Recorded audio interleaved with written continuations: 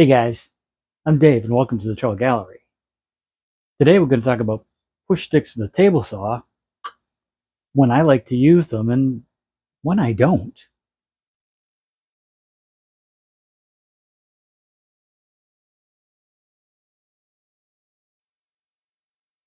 I realize this video may cause a little controversy. Some of you may agree with me, a lot of you won't, but I still think we need to present this information anyway. You see, once in a while I'll get a comment like this that suggests I should have used a push stick while working on the table saw. And while I appreciate the reminder, I don't necessarily agree, at least in this instance. I watched the video that this comment came from, and as near as I can figure, this was the cut that was in question. I watched these cuts several times and I realized that I didn't need a push stick. The key there is I didn't need a push stick. The first pass I had my fence set at 4 1/4 inches, and the second pass it was set for 4 inches. If you look at my right hand, you'll see I've got my pinky finger riding along the top of the fence and my ring finger riding along the face of the fence. This prevents my hand from getting close to the blade. It left about 2 inches between my index finger and the blade, and that's comfortable for me. With my riving knife in place, I know the chance for a kickback on a cut like this is minimal. Yes, it would be safer if I had my blade guard in place, but after all these years of using saws without them, I just can't get used to having it in place. Although I highly recommend that you use yours. You might also notice my left hand.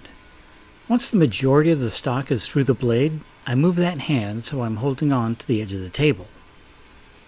I do this automatically and it keeps my left hand away from the small offcut. If there's a large offcut, I'll push that through, but my hand is kept safely away from the blade. When I use a push stick, what style do I prefer? Well, first of all, for cuts any narrower than, say, 4 inches, even I'll grab a push stick. The easy answer for which one I'll use is the one that's comfortable for the cut that I'm making. For years, I used this small style that I got out of an old Delta Unisaw owner's manual. I make mine from 1/2 inch ply, and I try to keep one full width, and I have 1 or 2 that are cut up for use on thinner rips. I've used these for years, and I still like them for small cuts.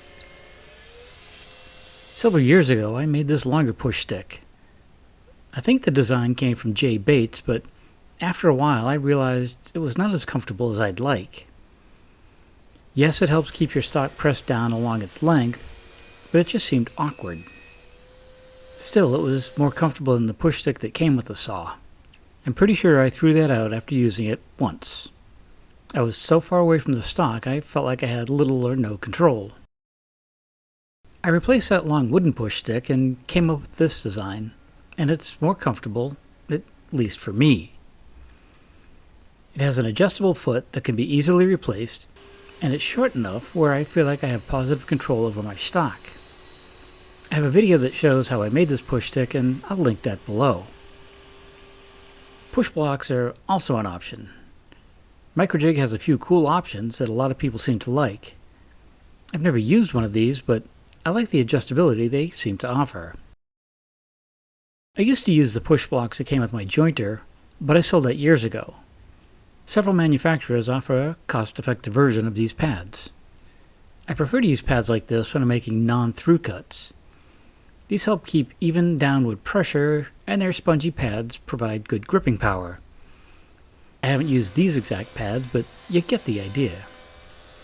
I've also seen a method for narrow rip cuts without a push stick, and I think I saw Jimmy DeResta use this first.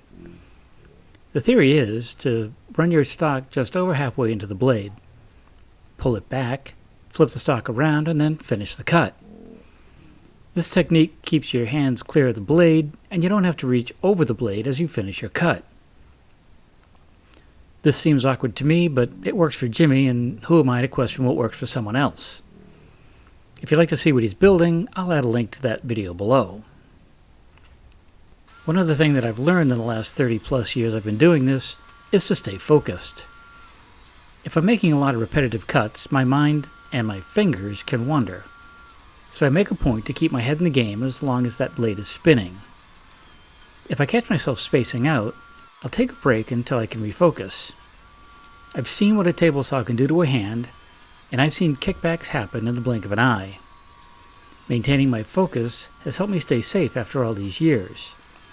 I can still count to 10, and I plan on keeping it that way.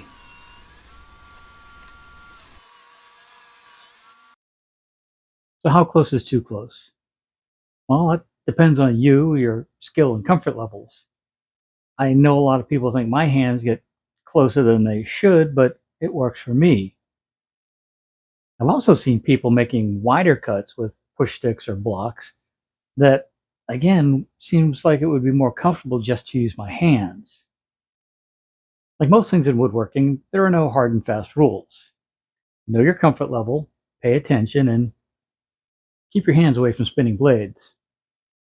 Find a push stick or push block you like and use it often. And if you're new to the channel, this is not a shop injury, technically. I had some arthritis in my hand and had some surgery to take care of it. I'd love to hear your thoughts on this video. What kind of push stick do you prefer, and do you think I'm nuts for working the way I do? Drop me in the comments below. I'd love to hear. As usual, I've added a few links to some tools that I use on a regular basis below, and should you actually need one of those items and purchase it through those links, it does help keep this channel going. If you enjoyed this video, maybe share it with friends and family. And if you haven't already, maybe hit that subscribe button and a little bell so you get notified each time I put out a new video. As always, I don't have a clue what's coming up next, and I've still got a few weeks to struggle with this, so I have no idea how I'm going to pull off another video. But until then, have a great day, stay safe, we'll see you soon.